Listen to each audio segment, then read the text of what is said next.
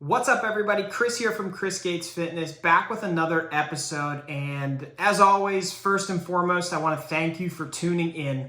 What we're talking about in today's episode is what to eat after a workout to build muscle. This episode is going to be focused on specifically what your post-workout nutrition needs to look like. There are a lot of different theories out there about things like an anabolic window, things about how quickly you must eat after a workout, and specific recommendations on you have to get this amount of protein in your system after you work out.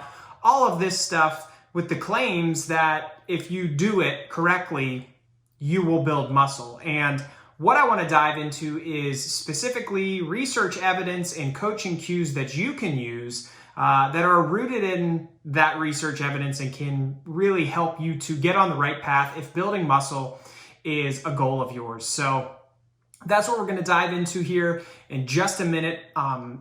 First, though, as we always do, I like to remind and recommend you that I am on basically every social media platform. We share a lot of these episodes on the socials, clips from different episodes that are current as well as past episodes, and a lot of other good stuff. So if you're on Twitter, Instagram, LinkedIn, Facebook, YouTube, any of those platforms, you can find me there. Just search for Chris Gates Fitness and you'll find me. I hope you'll do so.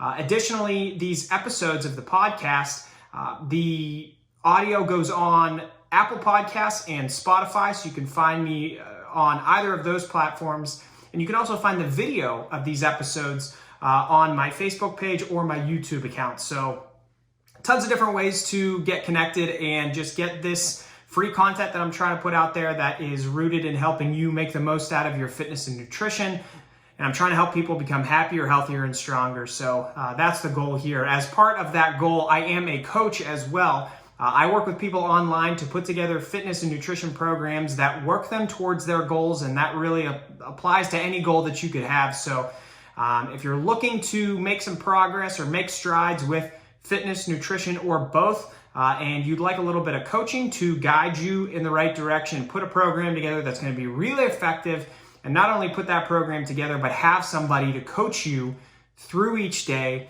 to get to where you want to go, I'd like to encourage you to reach out to me. We could talk about what type of options there are that we could work together on, and how we might put a program together for you. So now that we got all that out of the way, let's dive into the topic of the day, which, as I mentioned before, is what to eat after a workout to build muscle. So this is specific to people that want to build muscle, and I say this all the time, that's a great goal, and it probably should be everybody's goal. You can't really have many negatives to building as much muscle as you possibly can. It's going to benefit you now, and it's going to benefit you throughout your life, because we know that the more muscle mass you have, the higher of a likelihood that as you get later into your life, you have things like better stability, less trips and falls, stronger joints, and it's going to overall just benefit you quite a bit. So let's talk about what nutrition does and how you can manipulate your nutrition after a workout to start building muscle. First things first, let's talk about what we know in terms of how to build muscle. And we know that, one, you need to train hard. You're not going to build muscle by just going through the motions in the gym. You need to train legitimately hard, and you need to train the muscle groups that you're trying to grow legitimately hard. Now, as part of your nutrition, we also know that you need to eat protein. Protein is going to be one of the building blocks that helps your body recover from those training sessions and repair itself so that you can build more muscle proteins and grow that muscle.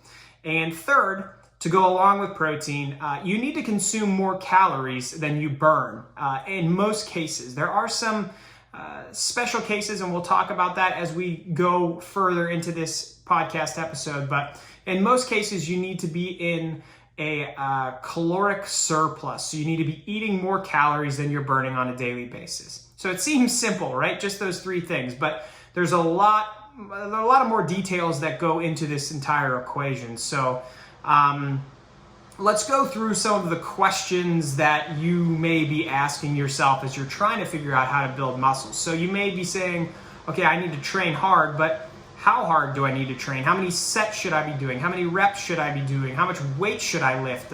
How little is too little? How much is too much when it comes to working out in the gym? And luckily for you, we've answered a lot of those questions already in a previous article on my website. I wrote an article called How Much You Should Train to Build Muscle. That's kind of the first of this series, where this is the follow-up article to that one. So how much should you train to build muscle is a recent article I posted on the website, and it dives into the answers to all of those questions about designing a program to build muscle. But we're going to move on to nutrition. So some other questions you may be asking. I know I need to eat protein, but how much protein do I need to eat? Am I eating enough right now? If not, then I need to eat more. But how much more? What's the best protein source for me to take advantage of? I need to eat more calories. How many more calories do I need to eat? Where should I get my calories from? And just like anything else, how much is too much in terms of eating and the calories that you take in? These are all the right questions to ask, and they're all very common. So for the purposes of this article, we're going to focus specifically on that post-workout meal. So after you train, how should you fuel yourself to get on the right path in terms of building muscle? So let's first dive into some basics, and we can rehash a little bit of what I hinted at is in that article I wrote a few weeks ago about how much you should train to build muscle.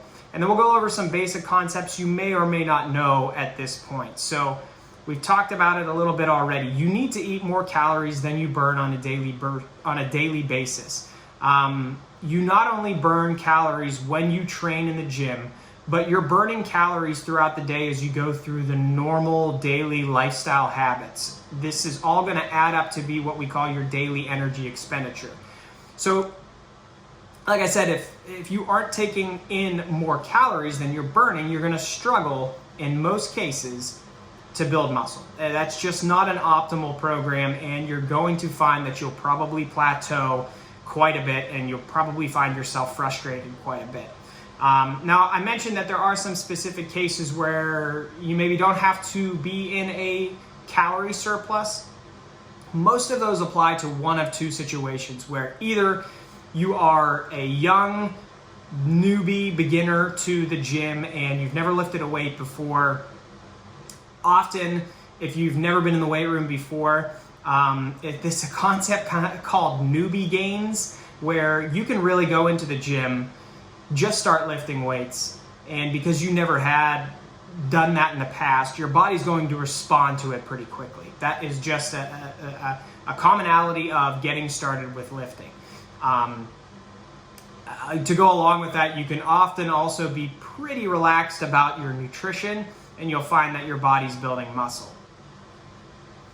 This can also be reserved for individuals who are very overweight or obese as well. There's a decent amount of evidence that shows that the heavier you are, you can still be in a calorie deficit, so you're eating less calories than you burn, but you're able to build some muscle because you have so much excess weight that your body can pull from. So those are the two kind of outlier situations. So we've talked about calories quite a bit. A substantial amount of the calories that you consume should come from protein. Now, it's hard for me to spit out to you watching exactly how much protein you should eat because I don't know you. I don't know anything about you, your training history, your genetics, your medical background, anything like that. But I will say a good general number that most people can find success with is if you have 1 gram of protein per pound of body weight per day. So as an example, I weigh about 180 pounds and I try to get at least 180 grams of protein in every day because my goal is to build muscle. So that may be a way that you can start to put a plan together for yourself in terms of nutrition and protein and building muscle. And now on that training piece, we talked about you have to train hard, legitimately hard. We're talking probably 1 to 2 reps away from failure on most sets for each muscle group that you're training in the gym. And like I said, if you're interested in learning more about that, check out the article that I've already written. But in short, your body needs a stimulus that forces it to grow. So your body will grow and you will build muscle when you put your body through things that it realizes it has to respond to so that it can handle that type of stimulus again more efficiently in the future. So you need to be training hard and you need to continue to ramp things up and challenge your body on a session by session basis when you're in the gym. It's not going to come quickly. You're also going to have to mentally commit to the fact that this is not going to take days, it's not going to take weeks, it's going to take months, and it's going to take years to build muscle. It really is an investment in the long term, but like I said before, this is something that really pays off, and if you're anything like me, the process of doing it is a whole hell of a lot of fun. So like I said, I recommend this to anybody. Now, we do have some research evidence that we can look at, and the studies I'm going to bring up are from Dr. Brad Schoenfeld, who is, I think it's fair and easy to say, the leading researcher when it comes to muscle protein synthesis, training and hypertrophy, which means building muscle. There are a couple studies that we're going to talk about. In one, Dr. Schoenfeld refuted the belief that timing of protein intake in and around training is critical to muscular adaptations. In reality, muscle protein synthesis is elevated for up to 48 hours after training. So that post-workout meal is important, but every meal that comes after it is also important, and the meals that lead up to a training session, because you're probably going to be training day after day after day. And the second study that I want to talk about from Dr. Schoenfeld found that perhaps the window of time to maximize muscular response can be dependent on both the pre and the post-workout meals, like I just mentioned. So it's pretty simple and logical if you just think about it on the surface. Say you go into a workout and you haven't eaten in 7, 8, 9, 10 hours. Say you went to bed, you train in the morning, so you slept for 8 hours, you woke up, you went to the gym. By the time you started working out, it's been 10 hours since you've eaten. If that's the case, that post-workout nutrition, what you eat right after the gym, is going to be pretty important. But if you wake up that morning, have a big breakfast, and go to the gym an hour later, it's probably not going to be as dire or important regarding how quickly you get food in after your workout. There's this term that I mentioned before called an anabolic window. It is something that circulated for a really long time based on a few studies, and it was picked up by a lot of the supplement companies to say, hey, like, you need to buy these protein shakes. You need to consume this within 30 minutes of a workout if you have any hope or prayer to make some gains and build some muscle. Over time, we've had enough research to show that it's really nuanced, and there's a lot of there's a lot more that you have to analyze about yourself in regards to when you need to have protein, when you need to have calories after a workout, and what those protein and calories need to look like. So in terms of coaching cues and what I would recommend to you, I really think you can pull from the research and what we just talked about. And you know, I talk about this all the time, but it can be as simple as always analyzing what your routine looks like and then looking to apply that to what your goal is. So if you are the person that wakes up in the morning and you train on an empty stomach, well, that is probably going to tell you what you need to do in terms of your post-workout meal. If you eat really regularly throughout the day and you train in between meals, it's probably not as important for you to slam a shake right after you train. All told, though, I do think I can give a few general recommendations that can apply to you, and then you can kind of take these, run with them, see how they fit in with your overall routine, and then begin to adjust it on your own moving forward. So some general recommendations I think should work for most people. Get in at least 300 calories in your post-workout meal. No, they don't have to be within 30 minutes of training in most cases. I think that's a little bit ridiculous. Eat at least 20 to 30 grams of protein when you have that post-workout meal. So we do want to get a sufficient amount of protein in because it is important eventually for you to get those calories, get that protein in, and let your body start repairing and recovering. So those are general recommendations and a good place to start. But we all need to understand that a 200-pound male and a 120-pound female are going to have wildly different needs in terms of nutrition. So, like I said, these are baseline recommendations that you can give a shot with and then start to figure things out on your own. The post-workout meal is something a lot of people focus on, and it is somewhat important.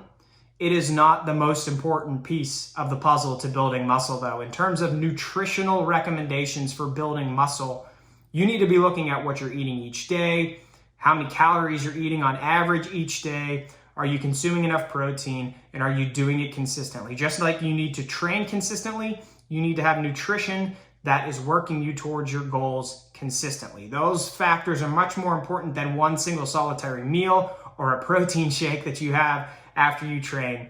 So I guess the last point and what I want to leave you with is to think long-term and large scale when it comes to your diet and building muscle, and take your own lifestyle into consideration as you figure out what your nutrition looks like. But I think you could take those recommendations, 300 calories, 20 to 30 grams of protein, and see how they work for you and fit them into your overall routine. And then you can start really personalizing your plan to make sure that you're being as efficient as possible to build muscle. So I hope this helps. Like I said, this topic was about what to eat after a workout to build muscle. If you enjoyed it, you want to learn more, I have an article on this topic on my website. And like I said before, please, feel free to follow along on social media or subscribe to the podcast. The podcast is on Apple Podcasts and Spotify. All of these podcast episodes get posted to my website, chrisgatesfitness.com. I'm on Twitter, Instagram, Facebook, LinkedIn, YouTube. You can find everything on basically any platform. And I'd encourage you to reach out if you're interested in any type of coaching to help you work towards your fitness and nutrition goals. So thanks for listening. I appreciate it, and I'll talk to you again soon. See ya.